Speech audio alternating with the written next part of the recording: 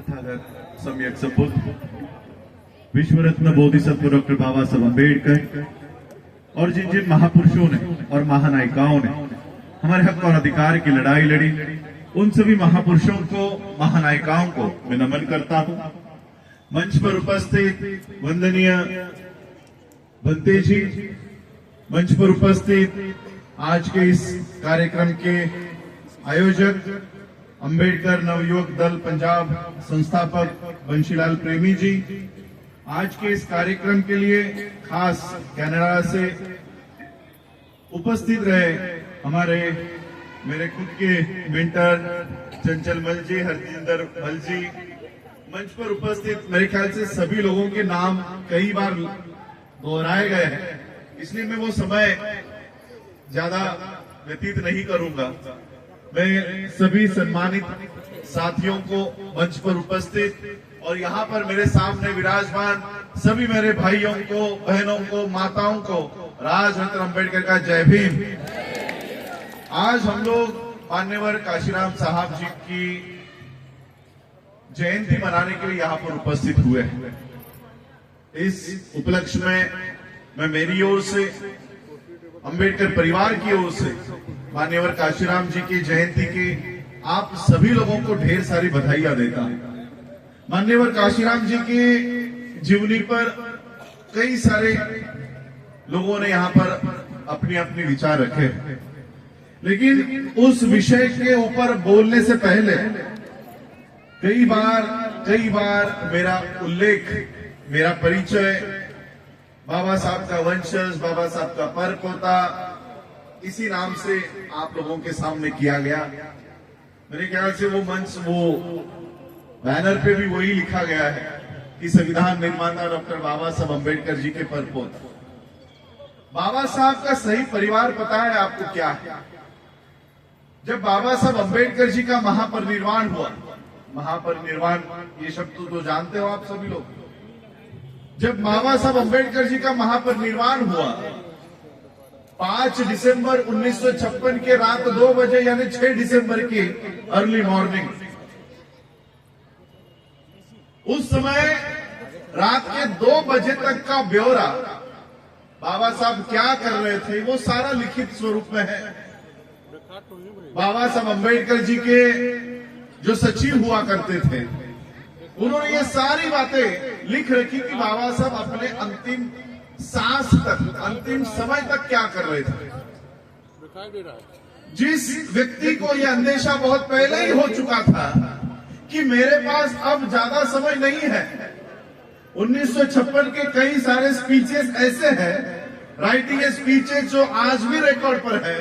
उन स्पीचेस में बाबा साहब ये कहते हैं कि मैं ज्यादा नहीं जीने वाला हूं। इसी उत्तर प्रदेश की धरती पर 18 मार्च 1956 को बाबा साहब फूट फूट कर रोकर गए। बाबा साहब ये कहते हैं कि जैसे आज आप लोगों ने ये तंबू लगाया है, इसमें कई सारे ये खंबे हैं। बाबा साहब कहते हैं कि मैंने इतने सालों तक मेहनत करके ये तंबू खड़ा किया है और उस तंबू का मैं अकेला ये खांब हूं, ये अकेला बंबू। मुझे डर लगता है कि अगर ये खांब, ये पिलर, ये बंबू गिर गया तो ये मिशन का क्या होगा। बाबा साहब 18 मार्च 1956 को इस आगरा की धरती पर ये भाषण करके गए। इसका मतलब बाबा साहब को ये पता था कि अब मेरे पास ज्यादा समय नहीं है। फिर अंतिम सांस तक बाबा साहब क्या लिख रहे थे? नानक चंद रत्तू 2 बजे तक बाबा साहब अम्बेडकर जी के साथ खड़े थे। रात के 2 बजे नानक चंद रत्तू ने बाबा साहब से कहा कि बाबा साहब अब बस करो, कल सुबह उठने के बाद जो कुछ लिखना है वो लिखो, अभी आराम करो। और फिर रात के 2 बजे के बाद नानक चंद रत्तू ने बाबा साहब को अपने बेड पर सुलाया और नानक चंद रत्तू अपने घर के लिए लौट गए। और फिर सुबह नानक चंद रत्तू को सविता माई का टेलीफोन गया कि बाबा साहब उठ नहीं रहे हैं, जल्दी आओ। और फिर नानक चंद्र रत्तू को पता चला कि बाबा साहब अब नहीं रहे। फिर रात के 2 बजे तक बाबा साहब क्या लिख रहे थे? जिस व्यक्ति को यह पता चल चुका था कि मैं अब ज्यादा देर तक नहीं जीने वाला हूं, वो व्यक्ति क्या करेगा? जिस व्यक्ति ने इतना बड़ा मिशन खड़ा किया है, सिद्धार्थ कॉलेज की बिल्डिंग खड़ी की है, आनंद भवन कॉलेज की बिल्डिंग मुंबई में खड़ी की है, बेंगलोर में 9 एकड़ की जमीन खरीद रखी है, अलग अलग राज्यों में जमीनें खरीद रखी है, उस व्यक्ति को यह पता चल जाए कि मैं मरने वाला हूं, तो वो व्यक्ति क्या करेगा? साधारण व्यक्ति होता तो क्या करता? अपनी वसीयत बनाता है ना, कि मेरी ये जमीन मेरे ये बेटे को, मेरी ये जमीन मेरे ये नेफ्यू को, मेरी ये संपत्ति मेरे इस परिवारजन को, मेरी ये बिल्डिंग मेरे इस परिवारजन को। यही करता है सामान्य व्यक्ति। लेकिन बाबा साहब अम्बेडकर रात के 2 बजे तक अपनी अंतिम सांस लेने तक वो अपने परिवार के लिए जमीनों का, बिल्डिंगों का बंटवारा नहीं कर रहे थे। 5 दिसंबर 1956 के रात 2 बजे बाबा साहब 14 अक्टूबर, नवंबर, दिसंबर, 2.5 महीना। बाबा साहब क्या सोच रहे थे कि 2.5 महीने पहले मैंने मेरे लोगों को बौद्ध धर्म की दीक्षा दी है, मेरे जाने के बाद मेरे लोगों ने बौद्ध धर्म का सही से पालन करना चाहिए, सही से उसका अनुकरण करना चाहिए। इसलिए उनको पता हो कि बौद्ध धर्म में आने के बाद क्या किया जाता है, ये उनको जानकारी मिले। इसलिए बाबा साहब रात के 2 बजे तक बुद्ध और उनका धर्म ये ग्रंथ तैयार कर रहे थे कि मेरे जाने के बाद मेरे समाज के लोग बुद्ध के धर्म का सही से पालन करें। ये बाबा साहब अंतिम सांस तक अपने परिवार के बारे में नहीं, आप लोगों के बारे में सोच रहे थे। इसलिए मैं हमेशा कहना चाहता हूं कि मैं ये जो यहां पर खड़ा हूं, ये बाबा साहब का परिवार नहीं है। ये जो मेरे सामने बैठा है, ये बाबा साहब का असली परिवार है।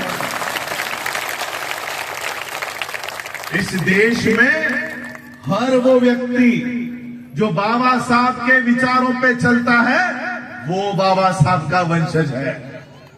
और इसलिए आज मैं ये बात अपने विषय को शुरुआत करने से पहले, क्योंकि आया तब से मैं यही सुन रहा हूं कि बाबा साहब का वंश आया है, बाबा साहब का खून आया है, हमारा वंश आया है। मैं यहाँ पे जो खड़ा हूं, ये बाबा साहब का वंश नहीं है। मैं जो यहाँ खड़ा हूं, ये बाबा साहब का खून नहीं है। बाबा साहब का परिवार ये है, ये जो मेरे सामने बैठा हुआ है। और आज मैं यही सोच रहा था कि क्या आज के दिन क्या बताया जाए, क्या इन लोगों को, क्योंकि आज जो देश की परिस्थिति है, हमारे सीमा बौद्ध जी ने और इन्होंने अपने गाने के माध्यम से बताया कि क्या चल रहा है देश में। बाबा साहब ने 26 नवंबर 1949 को इस देश को संविधान निर्माण करके दिया। यह संविधान 26 जनवरी 1950 को लागू हुआ। कई सारे लोगों ने बाबा साहब अम्बेडकर जी का संविधान देते समय का स्पीच पढ़ा नहीं होगा। बाबा साहब कहते हैं कि कल से हम ऐसे विचित्र परिस्थिति में प्रवेश करने जा रहे हैं जहां पर हमको राजनीतिक बराबरी तो होगी, लेकिन सामाजिक और आर्थिक बराबरी नहीं होगी। हमें एक वोट का अधिकार सबको मिल जाएगा और उस एक वोट की मूल्य, उसका कीमत भी एक होगी, लेकिन सामाजिक बराबरी हमें नहीं दी जाएगी, आर्थिक बराबरी हमें नहीं दी जाएगी। कितने लोगों ने संविधान का पहला पन्ना पढ़ा? पहला पन्ना, पूरा संविधान नहीं, 395 आर्टिकल की किताब नहीं, पहला पन्ना प्रियम्बल जिसे कहते हैं। उस प्रियम्बल में बाबा साहब अम्बेडकर जी ने सिर्फ 4 अधिकारों की बात की कि हम भारत के लोग, हमें क्या हासिल करना है? Justice, equality, liberty and fraternity. बस यही 4 चीजें हासिल करनी है। जस्टिस, पहले क्रमांक पर लिखा। और ये किसने किया है? किसने लिखा है? जिन्होंने पूरे विश्व के संविधान की बाकायदे से पढ़ाई की है, उन्होंने ये क्रोनोलॉजी दी है। Justice, equality, liberty and fraternity. और जस्टिस भी कौन सा? Social, economical and political. Hindi में कहूंगा न्याय। कौन सा न्याय? सामाजिक, आर्थिक और राजनीतिक न्याय। इस क्रम में न्याय हासिल करना है। ये किन्होंने लिखा है? जिन्होंने पूरे विश्व के संविधान की पढ़ाई करके भारत का संविधान निर्माण किया। और इस भारत के संविधान को पढ़ने के बाद संयुक्त राष्ट्र का सबसे शक्तिशाली व्यक्ति, आज जैसे ट्रंप, आज कनाडा से मैडम आए हैं, कनाडा के ऊपर ट्रंप ने टैक्सेस लगा दिए, इंडिया के ऊपर लगा दिए। ट्रंप ने एक रात में जो सोचेगा वो पूरे विश्व में लागू होता है। उस पोस्ट पर विराजमान बराक ओबामा जब बाबा साहब का लिखा हुआ संविधान पढ़ता है, तब वो कहता है कि इस संविधान निर्माता डॉक्टर बी.आर. अम्बेडकर, डॉक्टर बाबा साहब अम्बेडकर ने अगर हमारे देश में जन्म लिया होता तो हम सूरज का नाम बदलकर उसको अम्बेडकर कर देते। वो बराक ओबामा भारत का संविधान पढ़कर बाबा साहब को सूरज की उपमा देता है। उन बाबा साहब ने भारत में क्या हासिल करने के लिए संविधान बनाया है? न्याय। कौन सा न्याय? सामाजिक, आर्थिक और राजनीतिक न्याय। हमारी सामाजिक प्राप्त करने के लिए कोई भी लड़ाई नहीं है। जो लड़ाई काशीराम जी ने खड़ी की थी सामाजिक न्याय हासिल करने के लिए, वो लड़ाई आज कहीं शुरू नहीं है। आर्थिक न्याय पाने के लिए हमारे पास कोई भी प्रोग्राम नहीं है। हमारे लिए सिर्फ और सिर्फ राजनीतिक न्याय की लड़ाई हम लड़ रहे हैं कि हमें राजनीतिक न्याय चाहिए। हम सिर्फ राजनीतिक न्याय की लड़ाई लड़ रहे हैं और लड़ नहीं रहे हैं, हम इसमें कामयाब भी हुए। इस राजनीतिक न्याय की लड़ाई में हम कामयाब हुए। 131 पोस्ट, 131 भारत के संसद में मेंबर ऑफ पार्लियामेंट, जिसे आप सांसद कहते हो, ये सिर्फ आपके हैं और किसी के नहीं है। ना मुसलमानों के हैं, ना क्रिश्चियनों के हैं, ना सिखों के हैं, ना जैनों के हैं, वो केवल आपके हैं। 131 पूरे संसद में 131 मेंबर ऑफ पार्लियामेंट आपके बैठे हुए हैं, शेड्यूल कास्ट के। और पूरे भारत के अलग अलग विधानसभाओं को अगर इकट्ठा किया जाए तो 1,500 विधायक ये सिर्फ आपके हैं। रिजर्व पोस्ट के, रिजर्वेशन के सीट्स पर जीतकर बैठे हुए लोग हैं। इतनी बड़ी राजनीतिक लड़ाई, इतनी बड़ी राजनीतिक प्राप्ति और किसी को है? क्या कोई क्रिश्चियन बोल सकता है कि हमारे 10 सांसद हैं, 50 सांसद हैं? क्या कोई सिख बोल सकता है? लेकिन आप बोल सकते हो कि हमारे 131 हैं। बिना सामाजिक और आर्थिक न्याय की लड़ाई लड़े हमने डायरेक्टली क्या हासिल कर लिया? राजनीतिक न्याय। अब ये राजनीतिक न्याय हमारे क्या काम का है, यह मैं आपको समझाना चाहता हूं।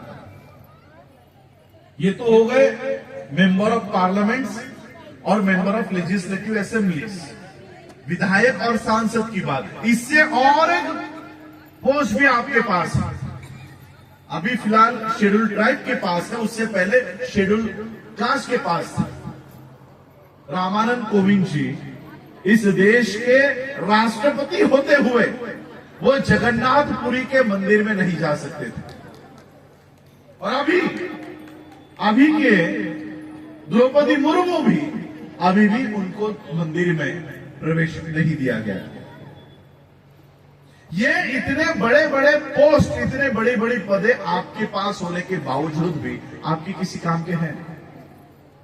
अभी फिलहाल बोध गया का इतना बड़ा इशू चल रहा है कि हमारा प्रार्थना स्थल ब्राह्मणों के कब्जे में है।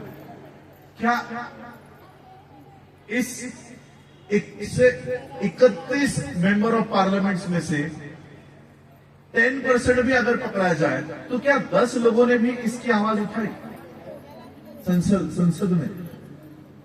क्या किसी अलग अलग विधानसभाओं में इसकी चर्चा हुई? नहीं। बिना सामाजिक न्याय की लड़ाई, बिना आर्थिक न्याय की लड़ाई लड़े हुए हमने डायरेक्टली तीसरे पायदान की लड़ाई शुरू कर दी, और अब ये तीसरे पायदान की लड़ाई हमने जीतने के बाद वो लड़ाई हमारी किसी काम की नहीं, किसी काम की नहीं है। और इसी के विपरीत मैं आपको एक समाज और बताऊंगा जिसने सामाजिक न्याय की लड़ाई लड़ी, जिसने आर्थिक न्याय की लड़ाई लड़ी, और जो राजनीतिक न्याय की लड़ाई लड़ ही नहीं सकता था, उसकी स्थिति क्या है वो भी मैं आपको समझाऊंगा। सामाजिक न्याय की लड़ाई लड़ना मतलब क्या है? बहुत सारे